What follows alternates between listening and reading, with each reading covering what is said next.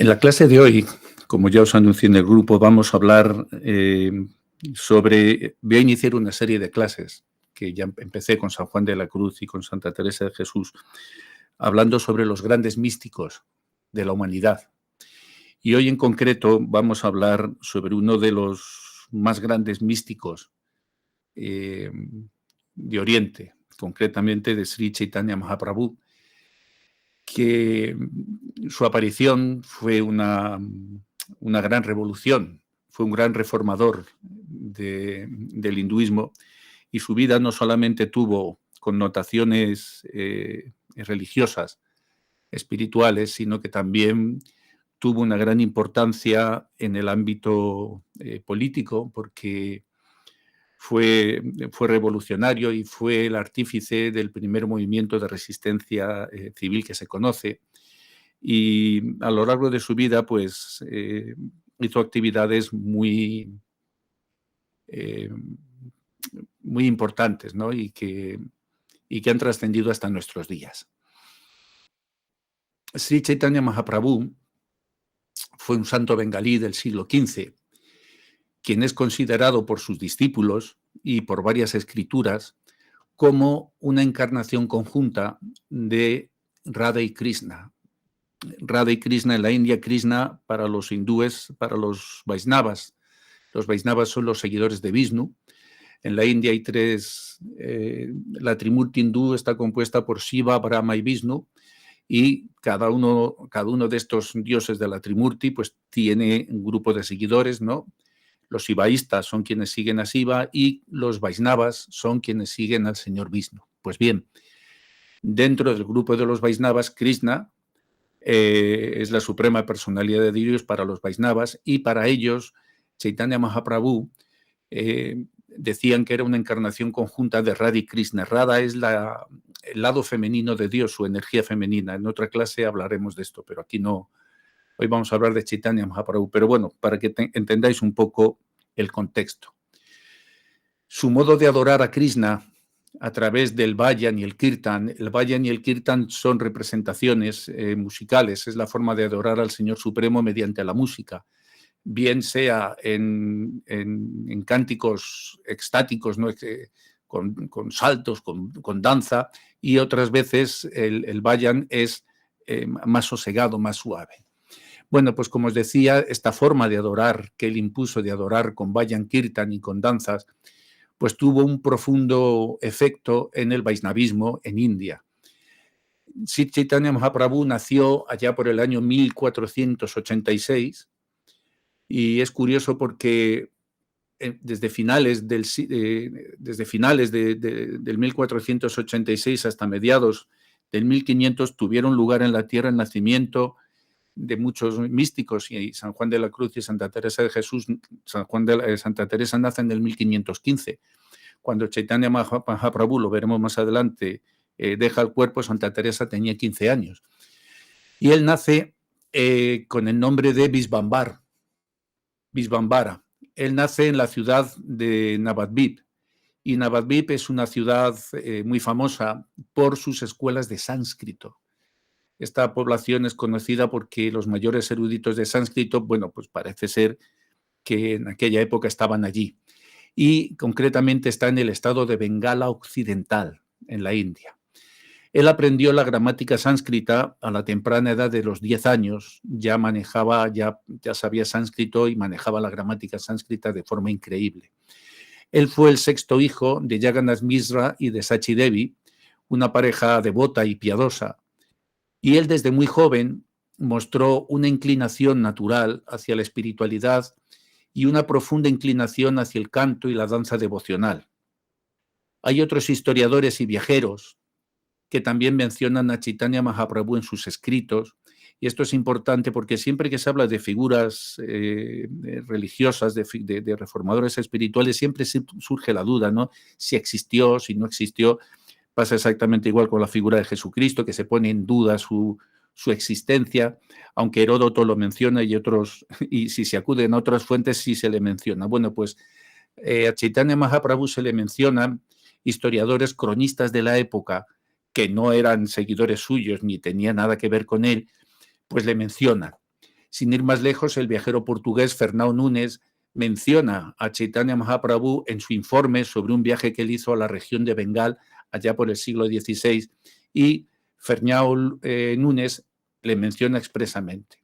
También el historiador persa Abdul Qadir Badauni, quien visita la India durante el reinado de Akbar el Grande en el siglo XVI, él menciona brevemente, muy brevemente eso sí, pero sí menciona a Chaitanya Mahaprabhu en sus crónicas, es decir, que no solamente tenemos conocimiento acerca de él por los textos religiosos, las obras de sus seguidores, sino que también su figura está refrendada por historiadores y cronistas de la época que le mencionan expresamente en sus escritos, aunque obviamente hay que tener en cuenta que muchos de estos registros fueron escritos por personas que obviamente no eran seguidoras directas de Chaitanya Mahaprabhu, y por lo tanto sus descripciones y opiniones lógicamente pueden variar. Sin embargo, es importante que tengáis en cuenta que estas menciones históricas sí que permiten una comprensión más amplia de la existencia real de Chaitanya Mahaprabhu y de su influencia indudable en la época en la que vivió. Cuando Mahaprabhu era adolescente, su padre falleció y dejó a la familia en una situación difícil. A pesar de esto, Mahaprabhu continuó sus estudios y destacó fundamentalmente en filosofía, gramática y lógica. Es importante tener en cuenta que las historias y las tradiciones pueden variar, y de hecho varían, en cuanto a los detalles y en cuanto a las interpretaciones de la vida de Chaitanya Mahaprabhu, y la información que tenemos disponible está sujeta a diferentes interpretaciones. ¿Ok? Sri Chaitanya Mahaprabhu en su vida de renuncia, pues obviamente no tuvo esposas ni formó una familia en el sentido convencional. Sin embargo, y aquí es donde las tradiciones dan versiones ambiguas o discrepantes hasta cierto punto, ¿no? En algunas tradiciones y relatos se menciona la existencia de dos figuras femeninas asociadas con Mahaprabhu. Y estas figuras femeninas son Vishnupriya Devi y Lakshmipriya Devi. Vishnupriya Devi fue una devota y seguidora cercana de Mahaprabhu. Según algunas versiones, se dice que fue la esposa legítima de Chaitanya Mahaprabhu y se casaron cuando eran jóvenes. Sin embargo, después de que ella muriera, en una de las tradiciones, después de que Mahaprabhu adopta la orden de renuncia, asumir el estado de sanyas, es el voto de renuncia en la vida monástica, se separaron y se cuenta en esa tradición que Vishnupriya llevó una vida de dedicación espiritual. Lakshmipriya Devi, por otro lado, en estas tradiciones, es mencionada en algunas de estas como una de las compañeras espirituales de Mahaprabhu. Y según se cuenta, Mahaprabhu aceptó a Lakshmipriya Devi como su discípula y la instruyó en los caminos de la devoción y el amor divino. Su relación con Mahaprabhu es considerada con Lakshmipriya de naturaleza espiritual y no matrimonial.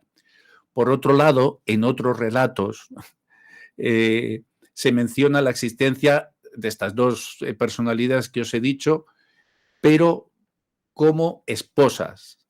Y se dice que Vishnupriya Devi sería, según estas otras versiones, estas otras tradiciones, sería la primera esposa. Se casaron cuando él tenía aproximadamente unos 20 años, y Vishnupriya era una devota piadosa y una esposa muy fiel que apoyó a Mahaprabhu en su camino espiritual. Desafortunadamente, según estas otras tradiciones, ella habría fallecido a una edad temprana, dejando a Mahaprabhu viudo. Después de la muerte de Vishnupriya, Sri Chaitanya Mahaprabhu contraería matrimonio por segunda vez con Lakshmipriya Devi. Y Lakshmipriya Devi fue una devota fiel y dedicada a Mahaprabhu y también lo acompañó en su vida espiritual. Es importante tengáis en cuenta que las informaciones sobre las esposas de Sri Chaitanya Mahaprabhu varían en diferentes fuentes y tradiciones. Según donde busques, pues hay, no son variaciones drásticas, ¿no? Pero sí hay matices, como pasa en la vida de todas las grandes personalidades espirituales, religiosas de la humanidad, pues siempre hay versiones que varían, ¿no? Cada tradición obviamente puede tener su propio enfoque y énfasis en algún aspecto en general. por lo que es comprensible y es absolutamente normal que se presenten estas diferencias en los relatos.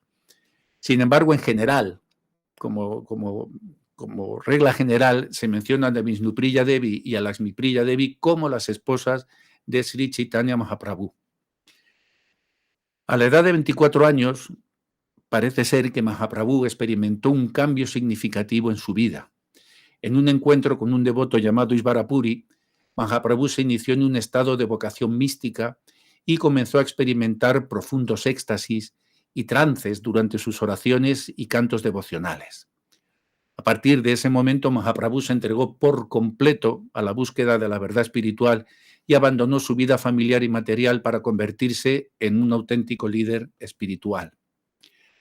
Con 22 años, él viajó a Gaya y realizó rituales en honor a sus muertos, y ahí es donde tuvo los primeros éxtasis religiosos y fue donde conoció a Isvaripuri, y este asceta lo inició en el mantra Gopal, una oración. Cuando regresa a Navadvip, comienza a liderar kirtans, a liderar esto que os he dicho, estos cánticos diarios, y se convierte, pasó a ser en el carismático líder de los krishnaístas o de los Vaisnavas en Nadia. Allá por el año 1510 abandonó a su esposa y a su madre y entró en la orden de renuncia, en la orden de Sannyas, y cambió su nombre por Krishna Chaitanya. De esta forma, él viajó por toda India predicando el amor por Krishna y difundiendo el movimiento Gaudiya Vaisnava, que es como se llama propiamente el movimiento que él inició. La información histórica y los relatos sobre la muerte o sobre la partida de este mundo de Sri Chaitanya Mahaprabhu, también conocido como Goranga, es otro de sus nombres, son variados, igual que pasa con el tema de las esposas, ¿no? Distintas tradiciones pues dan distintos relatos, ¿no? Según algunos de estos relatos se dice que Mahaprabhu abandonó su forma física en 1534 cuando tenía 48 años en Puri, en Orissa, en Odisha. Uno de los relatos más populares es que después de pasar los últimos años de su vida en Puri, Mahaprabhu se retiró a la sala de Jagannath en el templo principal de Puri para estar en meditación y en presencia de la deidad de Jagannath.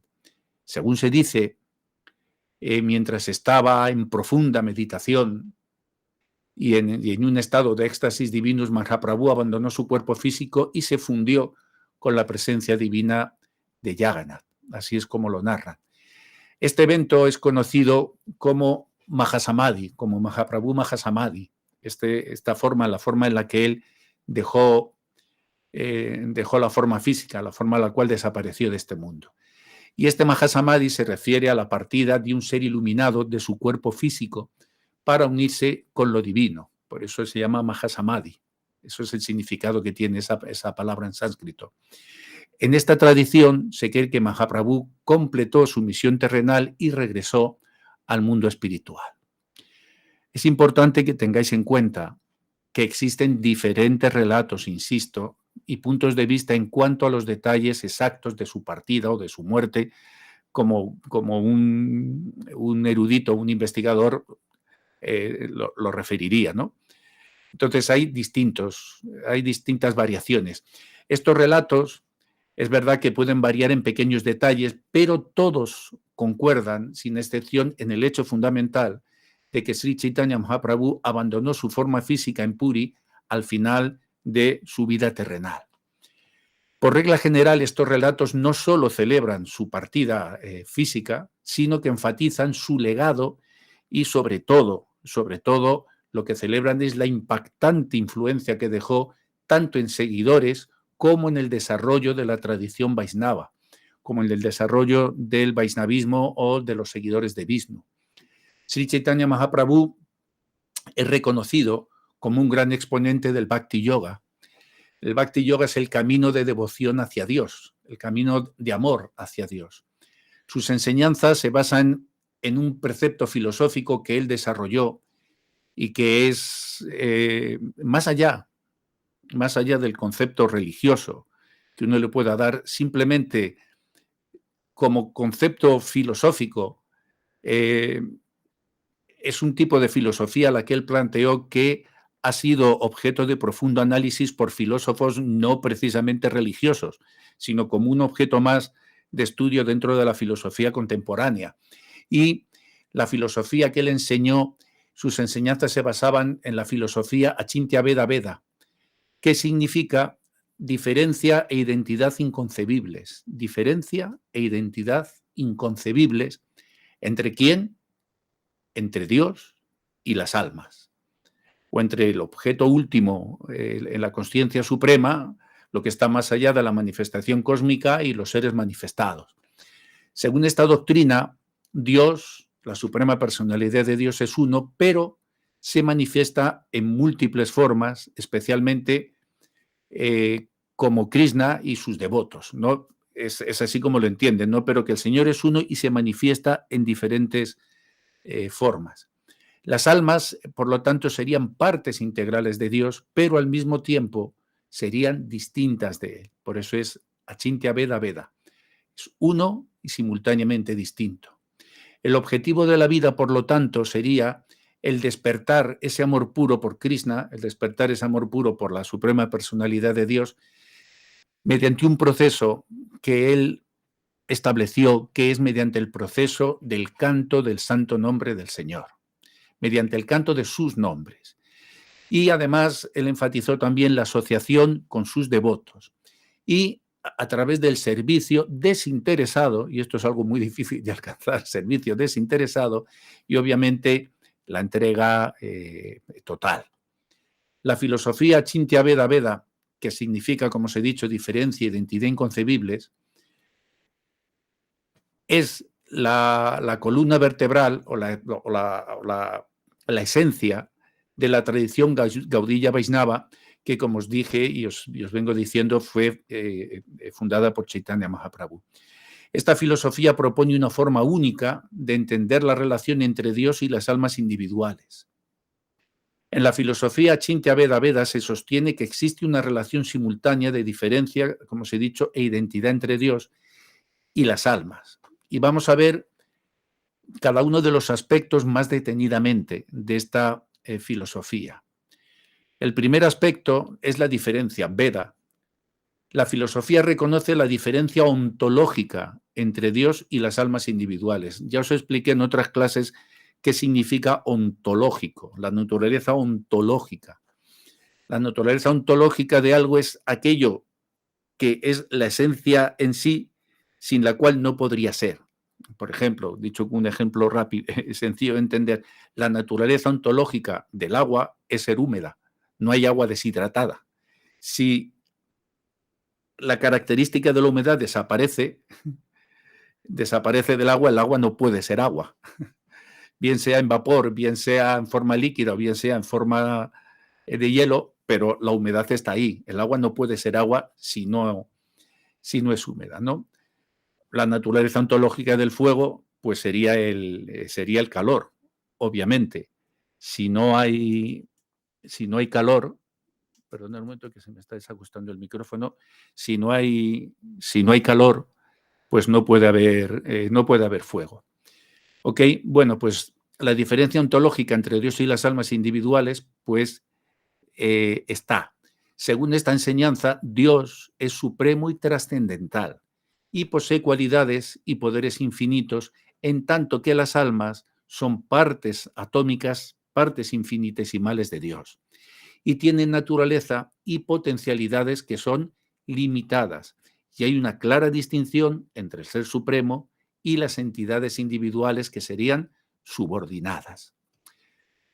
Ese sería el aspecto primero, el de Veda, la identidad, que es Aveda. A pesar de la diferencia, la filosofía Achintya Veda Veda establece que hay una conexión, sin embargo, íntima e inseparable entre Dios y las almas.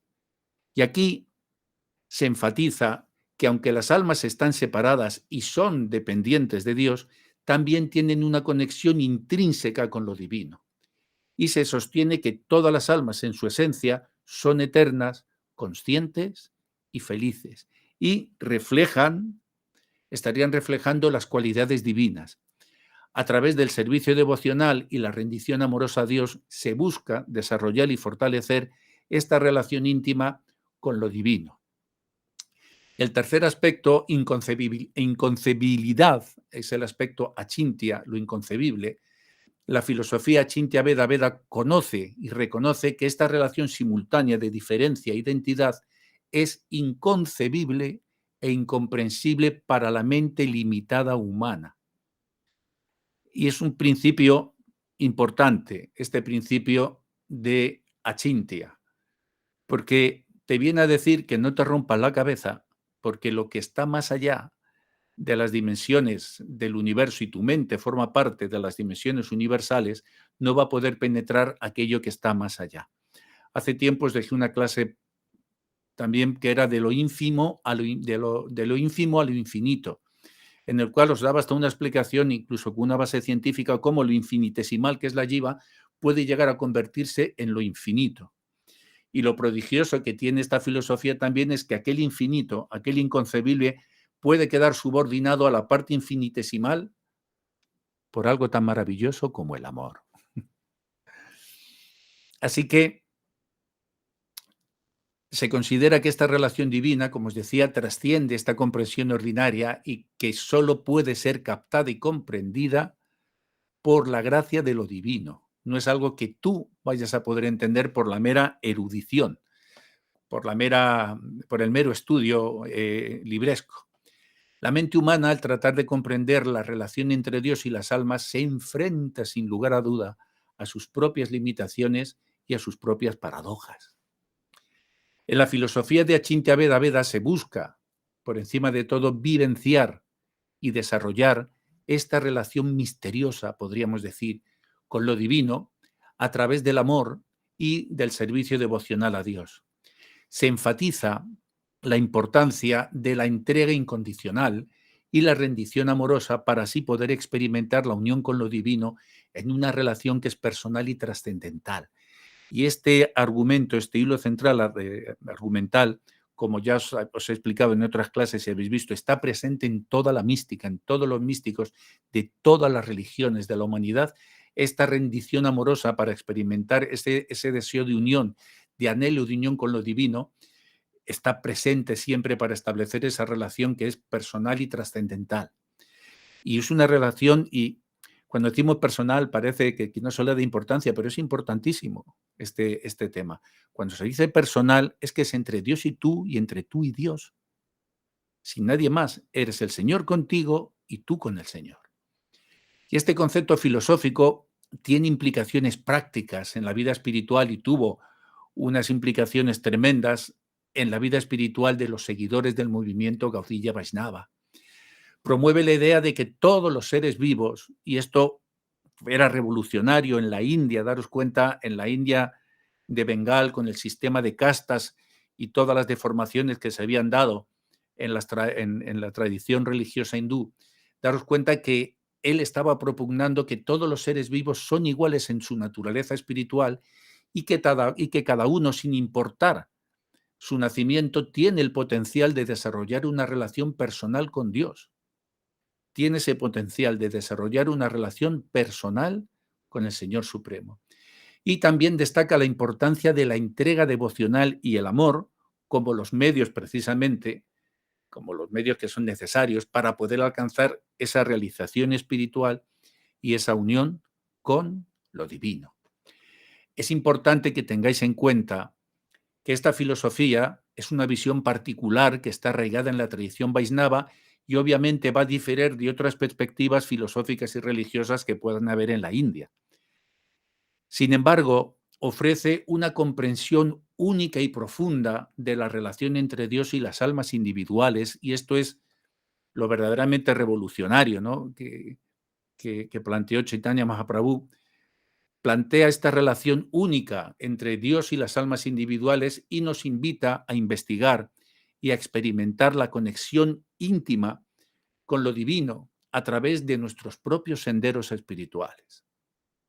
También se dice que Sri Chaitanya Mahaprabhu fue el gran deformador de Oriente, así como Jesucristo fue el gran reformador de Occidente en su época.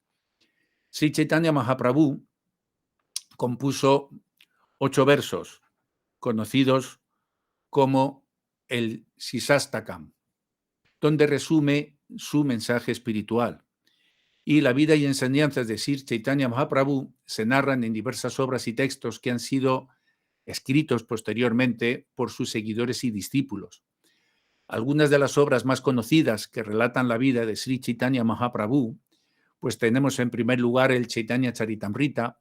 Esta es una obra escrita por Krishnadas Kaviraj Goswami allá por el siglo XVI y es considerada, según diversos autores, como la biografía más exhaustiva de Sri Chaitanya Mahaprabhu y se divide en 3 partes y describe la vida y enseñanza de Mahaprabhu con gran detalle, esta obra. También tenemos el Chaitanya Bhagavat, que fue escrito por Vrindavan Das Thakur, y el Chaitanya Bhagavat es otro importante relato acerca de la vida de Sri Chaitanya y de todo lo que aconteció. Esta obra se centra principalmente, el Chaitanya Bhagavat, a diferencia del Chaitanya Charitamrita, el Chaitanya Bhagavat está centrada principalmente en los aspectos divinos y milagrosos de la vida de Mahaprabhu.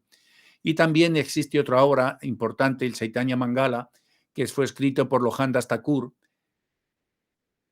Y el Chaitanya Mangala es más bien, está escrito en la forma de un poema épico, ¿no? Y la forma de escribir los poemas épicos, como el Ramayana, como la Ilíada, la Odisea, estos lenguajes que se emplean, ¿no?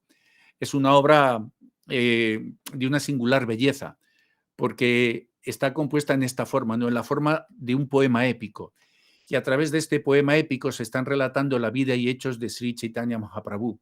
Y la obra obviamente está llena de devoción y presenta a Mahaprabhu como una encarnación divina de Krishna, del Señor Supremo. Además de estas obras principales, pues existen numerosos comentarios, poesías, escritos de otros seguidores y discípulos de Mahaprabhu que también narraron su vida y sus enseñanzas. Permitidme, que se ha quedado esto fuerte.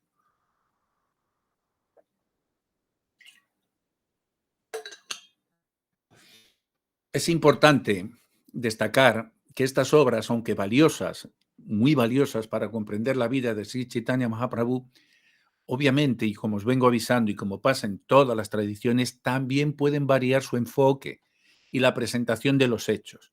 Cada autor puede tener su propia perspectiva y énfasis, pero esto, lejos de ser un problema, es todo lo contrario. Lo que hace es enriquecer la visión global de la figura de Mahaprabhu y enriquece la visión global de la figura de cualquier otro personaje de estas características que ha existido en la humanidad. Pero como en cualquier estudio histórico religioso, es recomendable, si uno quiere profundizar, que consulte varias fuentes para obtener una comprensión más completa, si quiere, de la vida y de las enseñanzas de Sri Chaitanya Mahaprabhu. Sri Chaitanya Mahaprabhu, como líder espiritual y como promotor de la práctica del canto del Santo Nombre, se enfrentó a algunas restricciones y prohibiciones por parte de las autoridades y tradiciones religiosas de su época, como han enfrentado todos los revolucionarios, todos los que vienen a reformar. Todos los maestros reformadores, pues siempre terminan enfrentados al poder político, a la usanza y al poder religioso establecido. Y una de las restricciones más prominentes a las que se enfrentó fue la prohibición de realizar el canto colectivo del Santo Nombre de Krishna en las calles de Navadvip, en su lugar de nacimiento. El Qadi, el gobernador musulmán, lo prohibió. Y el canto de Santo Nombre, que es conocido en la India como Kirtan, era justamente una parte integral de la práctica espiritual que Mahaprabhu promovía. A través del Kirtan, él buscaba invocar y experimentar la presencia de Dios, la presencia de Krishna. Sin embargo, debido a la oposición no solamente de las autoridades musulmanas, sino a la oposición de las propias autoridades religiosas contemporáneas de él y conservadoras, el kirtan en las calles fue prohibido.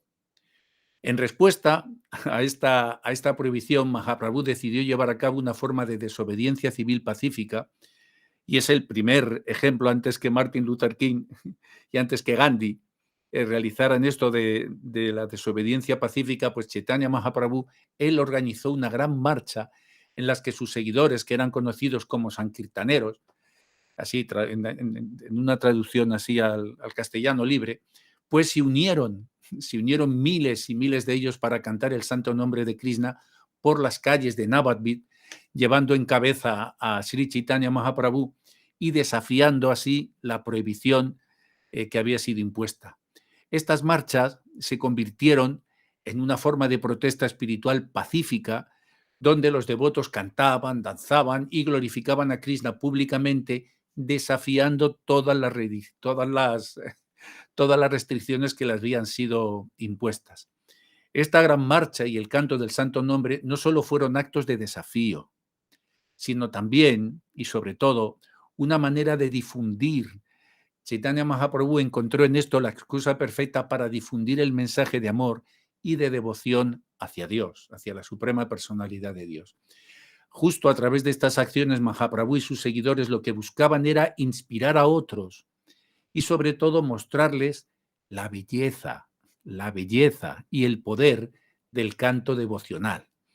Este acto de desobediencia civil pacífica llevado a cabo por él y por sus seguidores en su lucha por practicar y difundir el canto del santo nombre muestra su valentía y mostró su determinación para defender sus creencias, porque alguien que no defiende sus creencias está muerto. Y él demostró su valentía y determinación para defender sus creencias y para promover, y esto es muy importante, para promover la libertad religiosa y espiritual. Chaitanya Mahaprabhu no se manifestó para que ahora todo el mundo tuviera que ser como él. No, él se manifestó para promover la libertad religiosa y espiritual. Era mucho más que un grupo religioso peleando por sus derechos. Él estaba peleando en nombre de todos los seguidores que eran oprimidos y que eran perseguidos por sus creencias espirituales. Además, él sienta un precedente y sirve de inspiración para futuras generaciones de devotos y líderes espirituales de todas las confesiones que han enfrentado adversidades en la difusión de sus enseñanzas y de sus prácticas religiosas. Él marcó un camino a seguir. En la forma en la que se hace el kirtan, en la forma en la que ellos adoraban con tambores, con kartal, con instrumentos musicales, con cánticos, con campanas tobilleras, hay un elemento de coincidencia teológica con el Antiguo Testamento. Y para los que sois de tradición cristiana, pues vais a ver una vez más cómo las enseñanzas universales están por encima de las tradiciones particulares y el punto de hermanamiento siempre está. Hay un elemento de coincidencia teológica con el Antiguo Testamento y este consiste en la afinidad que existe en el Salmo 150 de la Biblia y el movimiento de Sankirtan de Chaitanya Mahaprabhu, donde se pueden observar el énfasis que ambos ponen en la alabanza y la adoración a lo divino justamente a través de la música y de la danza. El Salmo 150 es un salmo de alabanza y celebración que invita a alabar a Dios justamente con instrumentos musicales y danzas. Y en este salmo se mencionan instrumentos que son absolutamente afines a los que usaba Chaitanya Mahaprabhu. Se mencionan tambores, címbalos, trompetas, que sería equivalente a las caracolas, y así como el llamado a alabarle, alabar su nombre con danzas, y lo dice textualmente. El Salmo 150 justo enfatiza la expresión alegre y festiva de adoración a Dios a través de la música y de la danza. Y esta misma idea de celebración a través de la música y de la danza se encuentra en el Sankirtan de Chaitanya Mahaprabhu. Él promovió el canto y la danza devocional como una forma de alcanzar la unión espiritual con lo divino. Y los seguidores de Mahaprabhu, conocidos como sankirtaneros, como yo os dije, ellos se congregaban justamente para danzar y cantar en grupo, alabando y glorificando a Krishna. En ambos casos, tanto el Salmo 150 como en el movimiento de Sankirtan de Sri Chaitanya Mahaprabhu, encontramos esa expresión maravillosa, alegre, festiva de la devoción y la adoración a lo divino en esa forma tan extática. Tanto en la tradición judio-cristiana como en la tradición Vaisnava de Chaitanya, la música y la danza se utilizan justamente como herramientas poderosas para conectarse emocionalmente con lo divino y poder expresar amor y devoción por Dios. Esta afinidad resalta la universalidad de la experiencia religiosa y cómo diferentes tradiciones pueden encontrar puntos comunes en la forma en que entendemos y nos relacionamos con la divinidad a través de la música y la danza. Por lo tanto, la expresión espiritual o religiosa no es algo circunscrito a una cultura o una etnia determinada. Entender esto, por favor, que esto es la tumba del avance espiritual, el fanatismo, el localismo, sino que es precisamente esa universalización de valores comunes en culturas distantes la que nos hace creer que lo espiritual es algo que subyace en el ser humano cuando viene a este mundo, no importa dónde lo haga, porque tienen patrones comunes que son inexplicables, inexplicables. Que personas tan distantes de un sitio a otro establezcan valores comunes y surjan, eso es porque entonces la idea de Dios no es algo que te imponen de fuera hacia adentro, hacia ti, sino que es algo que tú traes dentro y se manifiesta justamente hacia afuera. Achintya Veda Veda. Es algo que el alma ya trae. Y el Salmo 150 dice, aleluya, alaben a Dios en su santuario, alaben a Dios en su poderoso firmamento, alaben a Dios por sus obras poderosas, alaben a Dios por su inmensa grandeza, alaben a Dios con el sonido de la trompeta, alaben a Dios con el arpa y la lira, alaben a Dios con el pandero y la danza, alaben a Dios con las cuerdas y las flautas, alaben a Dios con címbalos y timbales, alaben a Dios con címbalos de júbilo, que todo lo que respira alabe el nombre de Dios. Aleluya. Fijaros, está ordenándote el Salmo 150 que cantes y bailes con címbalos y timbales el santo nombre del Señor. Justamente lo que Sri Chaitanya Mahaprabhu estaba enseñando en Bengal y su revolución espiritual. Así que no hay duda de que Sri Chaitanya Mahaprabhu fue un líder espiritual enorme y cuyas enseñanzas sobre el amor y la devoción hacia Dios influyeron, como ya os he dicho, significativamente en el pensamiento hindú. Y su figura y filosofía pueden ser comparadas en el terreno de la mística, como ya os he dicho, con San Juan de la Cruz y con Santa Teresa de Jesús, en los términos del énfasis que se hace en la importancia del amor y la entrega absoluta a Dios en busca de esa unión mística. Y aunque cada uno de estas figuras tiene su propia singularidad, y obviamente Chaitanya Mahaprabhu es considerado una encarnación del Señor Supremo mismo, mientras que San Juan de la Cruz y Santa Teresa de Jesús obviamente no lo son, no son proclamados en ese rango, pero no es menos cierto que todos ellos valoran y te enseñan la devoción y el amor hacia lo divino como el medio para que alcances la espiritualidad más profunda. Y al estudiar y comparar todas estas grandes figuras de la historia, podemos apreciar la diversidad de expresiones, de riqueza y de caminos espirituales que existen en las diferentes tradiciones religiosas. El nombre de Dios, el énfasis que se hace, ¿por qué Chaitanya Mahaprabhu hace tanto énfasis en el nombre de Dios? En el nombre de Dios. Cuando Chaitanya Mahaprabhu está haciendo tanto énfasis en el nombre de Dios, no está trayendo algo nuevo. El nombre de Dios es reportado con absoluta importancia, es destacado con absoluta importancia por otras tradiciones religiosas. Lo que pasa es que con el tiempo se diluyen, mientras que Chaitanya Mahaprabhu lo que trae es un refresco para que se retome la importancia del canto del santo nombre que es abandonado precisamente en otras tradiciones que tienen el mismo mandato, es abandonado. Así que Sri Chaitanya Mahaprabhu, con su ejemplo en Oriente, aunque el reformador de Occidente es Cristo, pero Chaitanya Mahaprabhu le da también un tirón de orejas al resto de los practicantes que han abandonado una práctica que es fundamental. El judaísmo, el primero es en el judaísmo, el nombre de Dios es considerado sagrado y no debe pronunciarse en vano. El tetragrama Yaved, YHWH, que es como se representa, conocido como el nombre inefable, representa justamente el nombre divino y se considera demasiado sagrado, según ellos, para ser pronunciado, y en su lugar se utilizan títulos alternativos como Adonai o Hashem, el nombre, o Adonai. Pero también se canta ese nombre así. En el Islam, el nombre de Dios, Alá, se considera un nombre sagrado exactamente igual y se le atribuyen los 99 nombres, y se le atribuyen precisamente los 99 nombres divinos que describen atributos y cualidades de Dios. Eso está en el Corán. Se le atribuyen nada más y nada menos que 99 nombres divinos, y cada uno de estos nombres divinos son atributos y cualidades de Dios.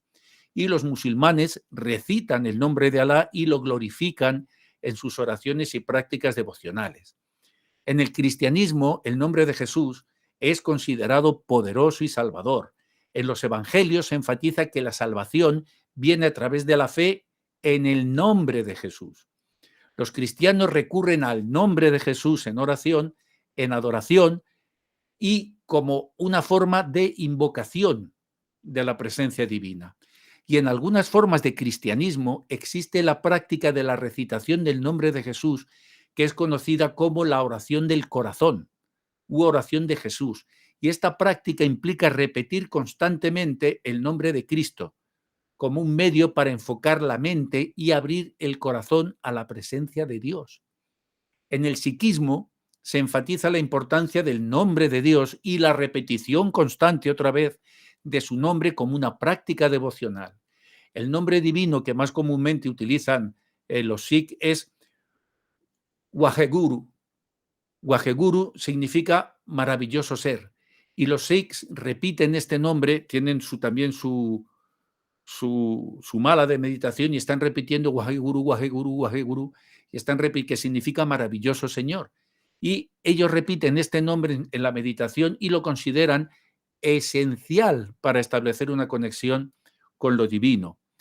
El budismo, por su parte, el enfoque está más en la comprensión de la naturaleza de la mente y la realización de la iluminación, aunque no se enfatiza, como en otras tradiciones, esta práctica del nombre de Dios. Sí que existen prácticas como la recitación de mantras y de sutras sagrados, donde la repetición de palabras o sonidos sagrados se utiliza también como una forma de meditación y de concentración. ¿Ok? Así que con estos ejemplos que os estoy dando, simplemente quiero ilustraros cómo diferentes tradiciones religiosas otorgan una importancia única al nombre de Dios como una forma de conexión y de invocación y de práctica espiritual. El uso y la veneración del santo nombre o del nombre divino varían entre las diferentes religiones, pero en todas ellas se reconoce su significado sagrado y su poder espiritual. Por lo tanto, cuando Chaitanya Mahaprabhu inicia esta revolución del santo nombre, está dando a la humanidad, está devolviéndole a la humanidad una práctica que es fundamental, obviamente, para los creyentes, porque el santo nombre contiene todas las cualidades del Señor. Está el nombre y el nombrado.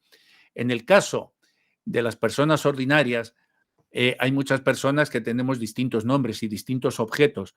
Si uno dice, invoca la palabra mesa, bueno, pues en la palabra mesa están las cualidades de una mesa imaginaria, pero hay distintos tipos de mesa, ¿no? Hay distintos Irenes, hay distintos Juanes, hay distintos Pedros, pero Dios, Krishna, Cristo, Alá, Yahvé, Jehová, como lo queráis llamar, solo hay uno. Y por lo tanto, todas sus cualidades, todas las cualidades del Señor Supremo están implícitas en su nombre. Y esa es la gran importancia. Y además, Chaitanya Mahaprabhu en su Sisastaka, él en esos 8 versos condensó toda la esencia de todos los Vedas, incluido el Srimad Bhagavatam, está en el Sisastaka. En esos 8 versos, igual que Jesucristo simplificó todos los mandamientos que había en su época, los mandamientos de la ley de Dios, los simplificó y los resumió en solo 2. Amarás al prójimo, amarás a Dios sobre todas las cosas y al prójimo como a ti mismo. Chaitanya Mahaprabhu en el Sisastaka hizo esta condensación. Os dejo el Sisastaka en el PDF que os va a acompañar esta clase para que lo leáis, y os he puesto los significados desmenuzando verso a verso. Pero para no hacer esta clase más larga, y además hace mucho calor, que estamos en verano, vamos a poner fin aquí y pasaremos ahora a tener un breve coloquio. Pero antes vamos a despedir la clase como venimos haciendo siempre. Hemos recorrido un camino de luz y amor, siguiendo las huellas de los místicos de Dios. Hemos aprendido de su vida y su pasión, y de su entrega sin medida y sin razón. Hemos cantado con Chaitanya su nombre bello, hemos danzado con su gracia y su consuelo, hemos sentido en el corazón su dulce llama, y en el alma su presencia soberana. Hemos escuchado con San Juan de la Cruz su canto, hemos atravesado con él la noche oscura, hemos gozado con su lírica y su encanto, y con su fuego de amor la noche pura. Hemos contemplado con Teresa de Jesús su rostro, hemos entrado con ella en el castillo interior, hemos vivido con su espíritu dichoso y con su fuerza renovadora. Ahora nos despedimos con gratitud y alegría, agradeciendo a Dios por este don tan grande de conocer a sus amigos y sus guías, que nos enseñan a amarlo más y más. Que Dios os bendiga y guarde siempre, que os ilumine con su luz y su verdad, que os llene de su paz y bondad, y que os haga testigos del mundo.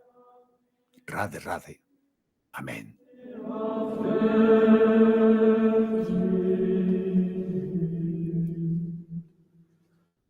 Gloria Patri et Filio et Spiritus. Bueno, pues hasta aquí la introducción a Sri Chaitanya Mahaprabhu. Y os he dejado, como os digo, os dejaré en el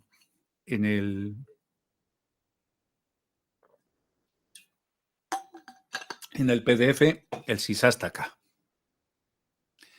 Pero he querido hacer una introducción para que todo el mundo la comprenda. Y muchos de los que ya estéis adentrados, pues no necesitáis que os hagan introducción alguna porque ya conocéis. No os cuento nada nuevo. Bueno, quizá algún detalle histórico y las distintas versiones que hay en torno a su vida. Uno de las anécdotas que a mí sí que me llaman poderosamente la atención y es cómo la parte a veces califica al todo, ¿no? Y como ISKCON, por ejemplo, pues ahora todo el mundo lo conoce como los Hare Krishna, pero eso es como llamar a los evangelistas los Padre Nuestro. Es exactamente igual, porque la oración pertenece al mundo, no pertenece a un grupo en concreto, ¿no? Y parece otros movimientos como la Chaitanya Mission o otras misiones de India, ¿no? Pues ahora cargan, por así decirlo, ¿no? Con la semejanza, ¿no? Con ISKCON. Y aquí en Occidente, como no se tiene mucha formación, pues ahora los devotos lo llaman los Hare Krishna. Entonces, bueno, sí, claro, en un sentido todo el que canta el Mahamantra pues sería un Hare Krishna, ¿no? Pero no tiene nada que ver con un grupo religioso determinado. Pero bueno, eso es una anécdota casual que se ha dado. Pero insisto que a mí algunas veces cuando me han preguntado en un programa, el canto Hare Krishna y tal, son los Hare Krishna, digo, no, ¿y ustedes son los Padres Nuestros? Digo, porque sería lo mismo. Entonces, cualquier grupo, si llamamos los Padres Nuestros, cualquiera, pues entonces ya todos los católicos serían los Padres Nuestros y los evangelistas y todo el mundo. Entonces, es una anécdota que se da. Tenéis, insisto, el Sisastaka, que os lo voy a dejar. Y espero que os guste porque lo he preparado durante toda esta semana. Y si tenéis alguna pregunta, lo que es curioso es como cuando la gente cuestiona ¿por qué cantáis Hare Krishna? ¿Por qué cantáis el nombre del Señor? ¿no? Cuando a los devotos se les pregunta esto, la respuesta sería: ¿y tú qué haces que no estás cantando el nombre del Señor? Porque justamente es un mandato que está en tu religión. Nosotros justamente estamos haciendo lo que manda tu propia religión. En tu religión está el mandamiento de cantar y bailar los nombres del Señor. Y en el Padre Nuestro dices: Padre nuestro que estás en los cielos, santificado sea tu nombre. ¿Cómo vas a santificar el nombre del Señor? Si no es mediante su invocación, si no es mediante su pronunciación. Así que, en un sentido, los devotos lo que vienen a enseñar Chaitanya Mahaprabhu no solo viene a reformar, que lo hace, Oriente, sino que también da un toque de atención a Occidente sobre las prácticas espirituales más puras que existen, que han sido negligidas o abandonadas también por el resto de procesos espirituales. Y obviamente cuanto más se materializa, cuanto más materialista se hace una sociedad y cuanto más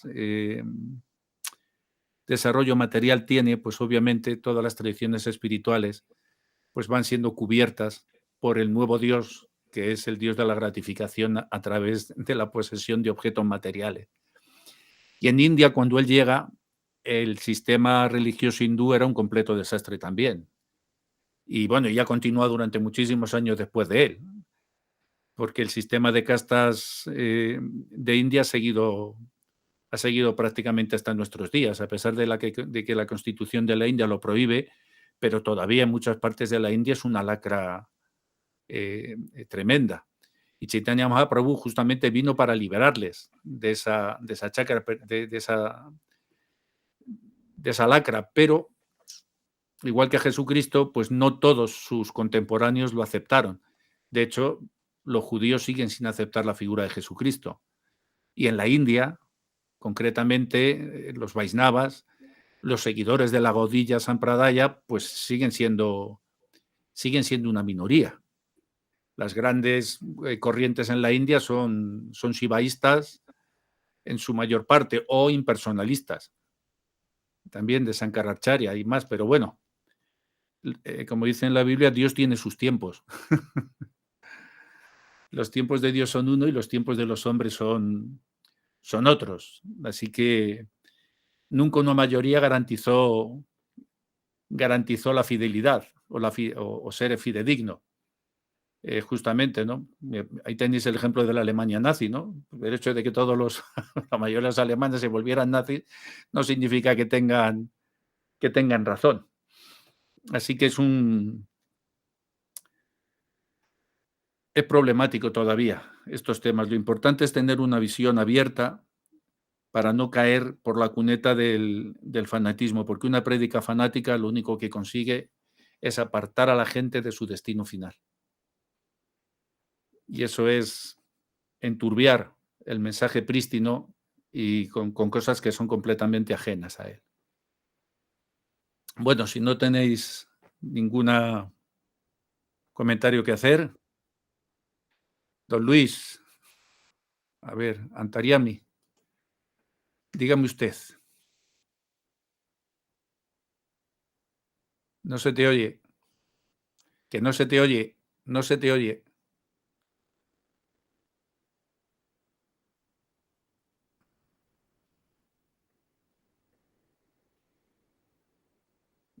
Que no se te oye. No, se ve que como estás en Venezuela está lejos y no llega. Usas de Maduro. Ahí, está usando el internet de Maduro. Eso por robarle el wifi a Maduro. ¿Qué te creía? Hasta Yami, ¿qué te creía? Que no te íbamos pues a te ha quedado. Y más aquí que somos más comunistas que vamos. Es que tiene el micrófono apagado. Sí, ya, pero no lo tiene conectado. Entonces, a veces que tiene peleas con esto, así que no hay forma.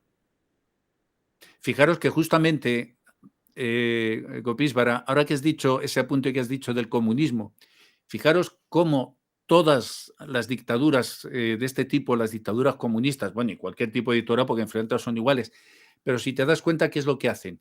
quitan la figura central del nombre de Dios, de la personalidad de Dios, y entronizan al líder. ¿Y qué nombre se repite constantemente en todas partes? Fidel, Fidel, Fidel, Fidel, Fidel. Fidel. O el Kim Jong-un, Kim Jong-un, Kim Jong-un, Kim Jong-un, ¿me entendéis? O Lenin, Lenin, Lenin, Lenin, Lenin. O Stalin, cuando estaba el hijo de perra de Stalin, tenía sus fotos en todas partes. ¿Y qué decían los alemanes por la calle cuando se veían? Heil Hitler. Tenían el nombre de Hitler en la boca. Tú fíjate cómo la misma cultura materialista, o si queréis llamar así, del lado oscuro de la fuerza, utiliza justamente lo mismo.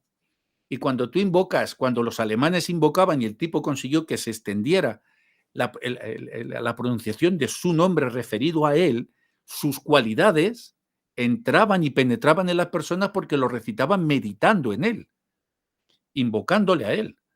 O sea que las palabras son muy poderosas y la invocación de un nombre es muy poderoso. Y eso mismo ha sido utilizado por las dictaduras, por la gente más demoníaca, ha sido utilizado de la misma forma. Y por eso se saludaban así, repitiendo el nombre del dictador. Bueno, Franco aquí en España, Franco aquí en España, por ejemplo, en el tema del carnaval, el carnaval es el nombre de un demonio. Y él prohibió bueno, tú tienes que saberlo, prohibió el nombre de carnaval y lo cambió por fiestas de invierno. Sí. No se podía decir carnaval. No, estaba prohibido porque el carnaval era un demonio. A ver, Antariami, has conectado ahora, estás retroalimentando, estás puesto un altavoz y nos escuchamos a nosotros mismos a través de tu micrófono. Que hable él ahora. Sí. Bájale el volumen.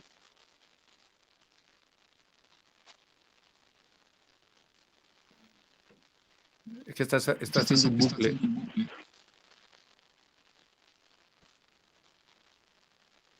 Así no podemos. Espérate, te tengo que silenciar porque está entrando en bucle. Ya está silenciado. No, lo he silenciado yo. Estás castigado, Antariami, por venezolano bolivarista. Arréglalo. Nada, ya está otra vez. No. Se está metiendo mi señal a través de tu micrófono. ¿Tienes los altavoces del ordenador conectados?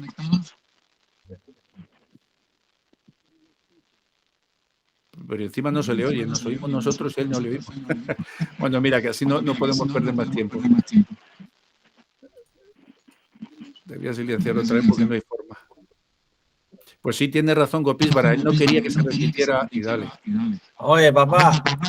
Déjalo, Antariami, porque haces la pregunta en la próxima clase, es que estás interfiriendo se retroalimenta. Se mete la señal de retorno en la... Nada, tenemos el demonio del carnaval ahí metido. Bueno, mientras tanto, ¿alguno tenéis algo más que añadir? Sí, habían 2 preguntas más por ahí. A ver, espera, que es que me he desconcentrado con... venga, Uda va, que te tengo en la primera en la lista.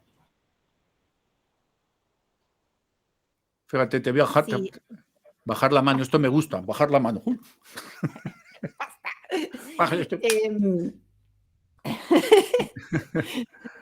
A ver, corazón, dime. Pensaba, bueno, lo estaba relacionando la clase de hoy con otras clases, como la poesía, como el propósito de la vida, el sentido de la vida, y porque el regalo que viene a traer Mahaprabhu también no solo es el sonido con la repetición del santo nombre, sino también la danza, ¿no?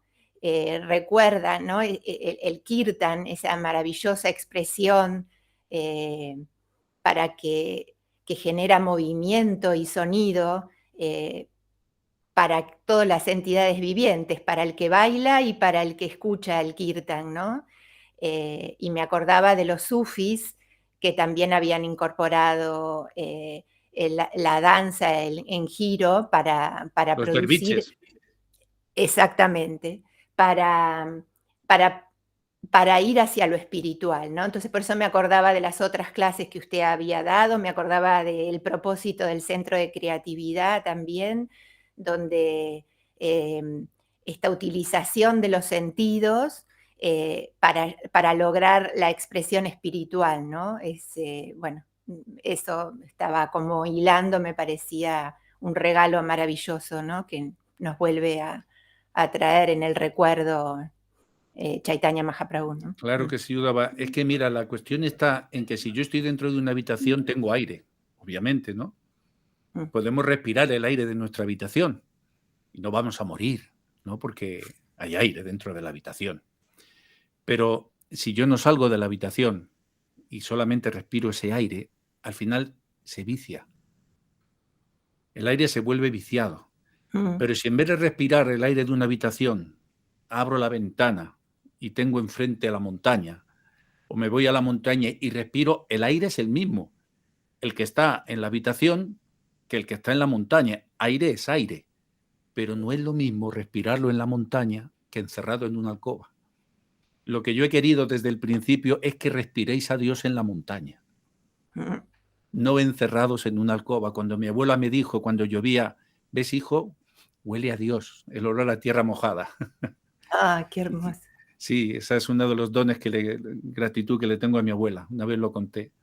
Yo vivía enfrente de la casa de campo en Madrid y a mí cuando llovía me gustaba mucho, era pequeño y me asomaba a la terraza, al balcón y asomaba así la nariz porque apenas llegaba a la barandilla y me ponía así y hacía...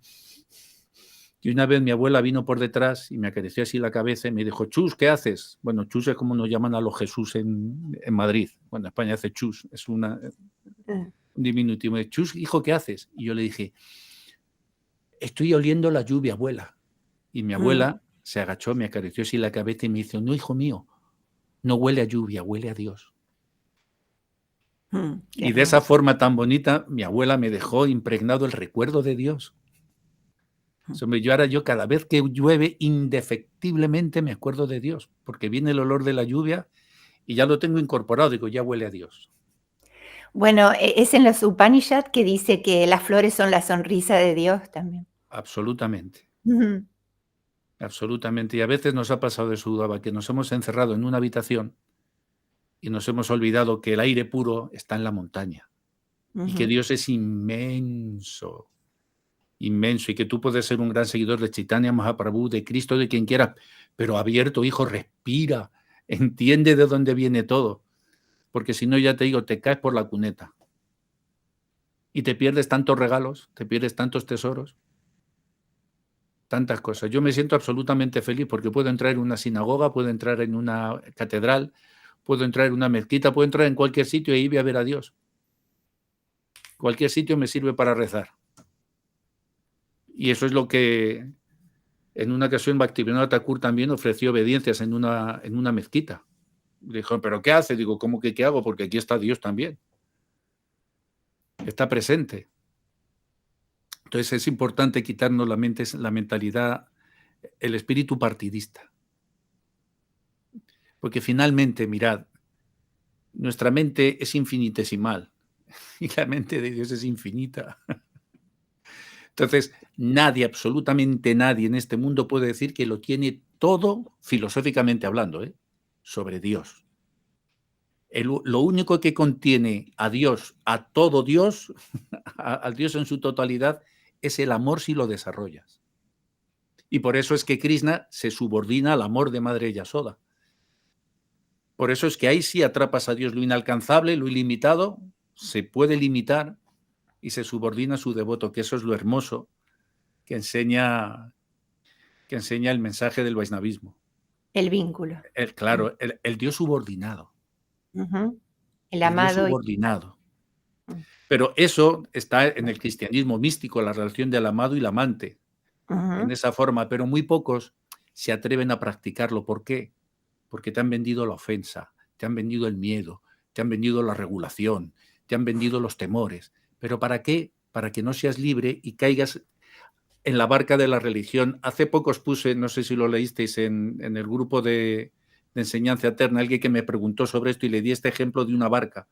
Sí. Y le dije, ahí lo tenéis muy bien explicado. La barca te puede acercar, pero después, amigo, tienes que saltar de la barca y nadar. Y tienes que saltar con tu fe, porque si no vas a querer ser remero, dueño del embarcadero, capitán de yate y lo que quieras, pero te quedas ahí. Entonces, si te quedas a vivir en la religión, ya no llegas.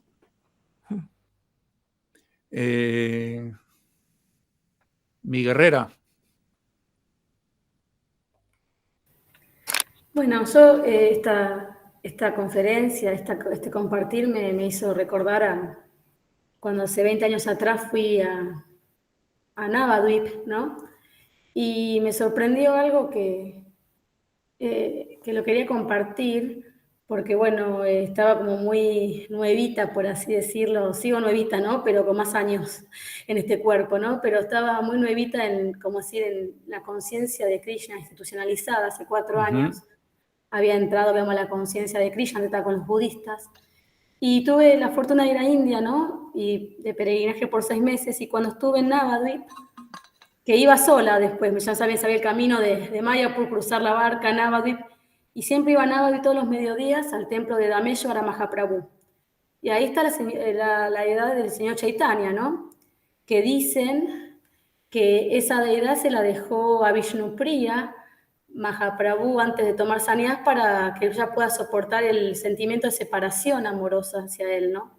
Y ella la empezó a adorar. Pero lo que a mí me extrañó, es un templo, bueno, no sé cómo será ahora la energía, ¿no? Pasaron 20 años, pero era un templo que se sentía ese Shakti, esa mística de antaño, ¿no? Un templo muy chiquito. Y yo veía a Mahaprabhu, la adoraban los brahmanas, varones. Y cuando caí un miércoles, de repente Mahaprabhu estaba vestido con un sari. Y yo dije, wow, ¿qué pasó acá? Y con un arito en la nariz. Y no entendía. Y los brahmanas que adoraban eran mujeres. Y yo dije, Dios, ¿qué pasó acá? No entendía nada, ¿no? Y ahí, bueno, me explicaron que se dice que Vishnupriya se fundió en la deidad de Mahaprabhu. Entonces, por eso, los miércoles la adoraban no como Mahaprabhu, sino como Vishnupriya. Sí. Para enaltecer ese amor incondicional por Mahaprabhu. Por eso estaba vestida con sari. Y lo que me sorprendió fue como es un acto revolucionario también la adoración, porque lo adoraban mujeres, ¿no? Y familias. Y bueno, hay unas sandalias que dicen que fue la de Mahaprabhu, ¿no? Te la apoyan en la cabeza como una bendición, pero fue algo muy, muy impactante. Y había una anciana, no sé, para mí tenía más de 100 años, no se puede levantar, que yo estaba adorando. Hay unas rejas, ¿no? No se ve, es como una habitación que estaba en Mahaprabhu, ¿no? La deidad. Y ella estaba hablando, y yo pensé que le hablaba a alguien que yo no veía, a otra persona. Y de repente me pude asomar y le estaba hablando a Mahaprabhu. Y decía, Mahaprabhu, y le contaba la vida, Mahaprabhu, como uno cuenta a un amigo, un vecino, ¿no? Claro. Y con tanta emoción hace media hora que está hablando con Mahaprabhu.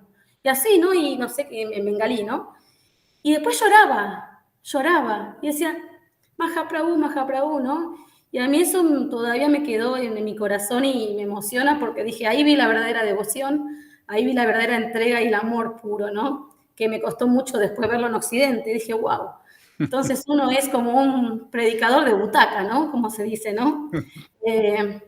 Entonces dije, esto no lo vi más, y ahí fui un pequeño atisbo que dije, yo quiero esto, ¿no? Y bueno, dije, Mahaprabhu, quiero tenerte en mi casa, ¿no? Decía, en realidad uno lo tiene que tener en el corazón, ¿no?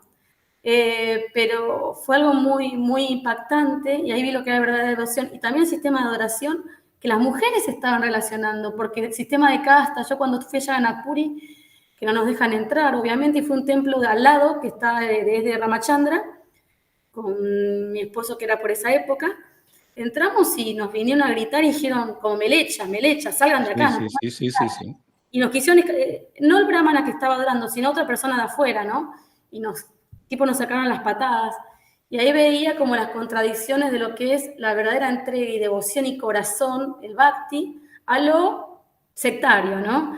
Entonces, bueno, quería compartir esto que me impactó, y como uno después en la prédica, con el Salmo 150, que yo siempre lo escuchaba en unas prédicas, que era, pero se decía para para que seamos más aceptados en otro lugar. Hoy que somos como los católicos, no estamos haciendo algo diferente, ¿no? No estaba por el tema de la unión, ¿no? De la unión y de la congregación y que el mensaje es uno, sino, ven, nosotros hacemos como católicos, tocamos con címbalos, los címbalos llamamos cártalas, a las trompetas las llamamos caracolas. No de hecho, los címbalos son cártalas. Claro, pero como lo usaban como un caballito de batalla para... Sí, como un caballo de Troya. Claro.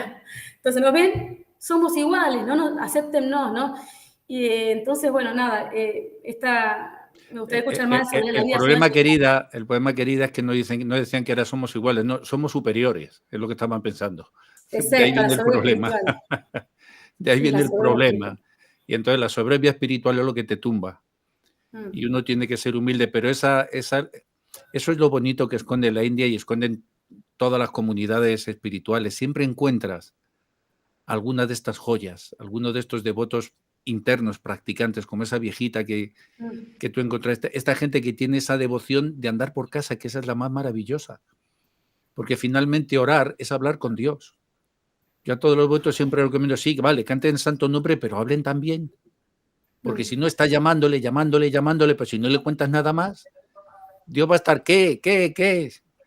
Si yo llamo a Údava y estoy todo el día, Údava, y Údava está ahí, al final, bueno, ¿qué? ¿Pero qué me quieres decir? Después de llamarte te tendré que contar algo. Y ella justamente lo que hace, le cuenta su vida, no solamente... Es que realmente no son conscientes de la transición que tú tienes que tener con Dios. Ellos repiten y con el 90% condensan eso como un loro.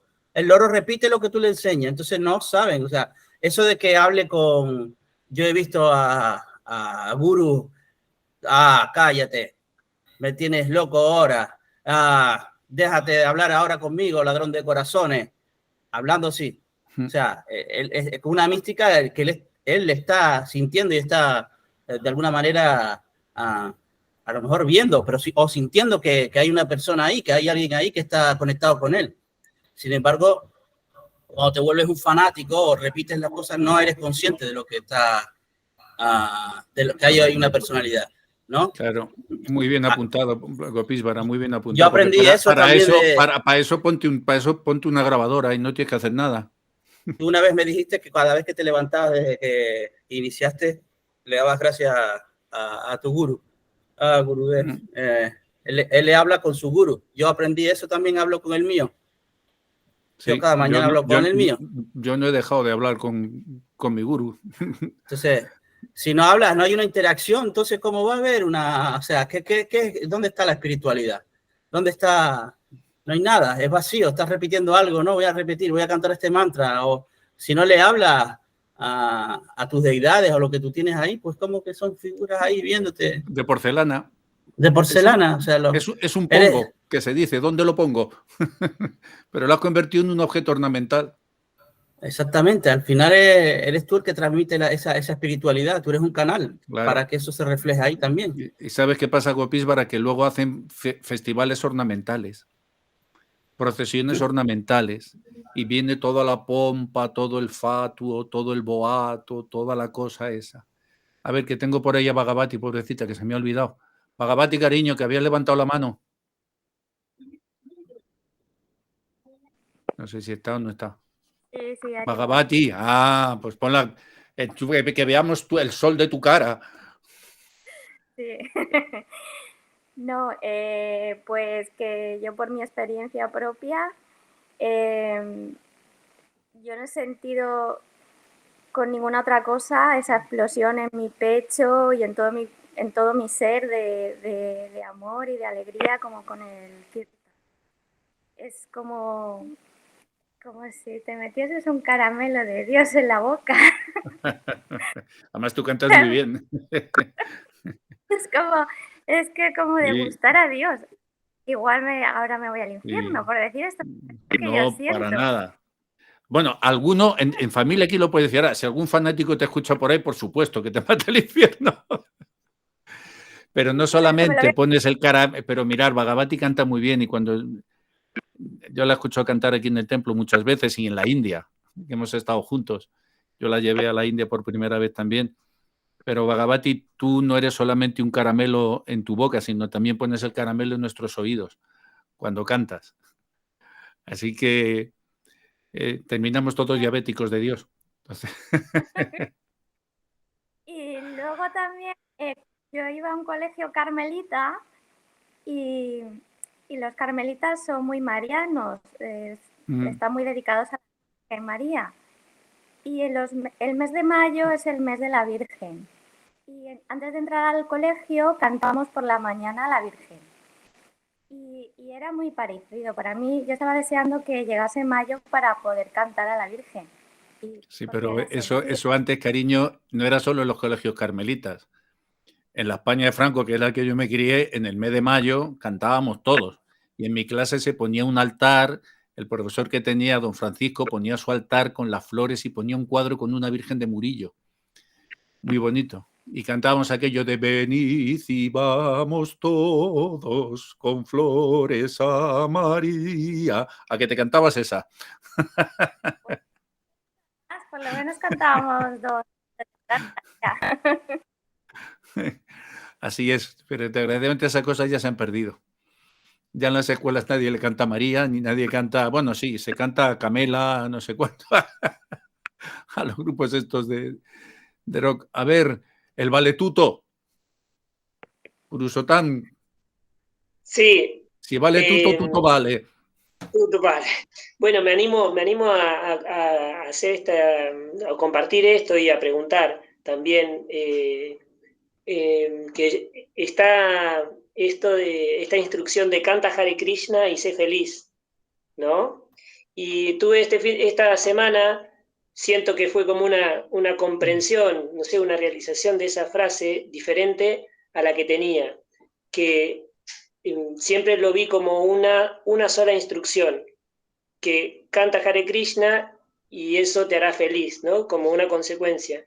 Y ahora tengo la sensación de que son dos instrucciones, a partir de todas las clases que nos venís dando, y bueno, y ahora que hablamos del Kirtan y del canto de los santos nombres, como canta Hare Krishna y sé feliz también, como una instrucción, ser feliz y cantar Hare Krishna, que son separadas pero que se nutren a la vez.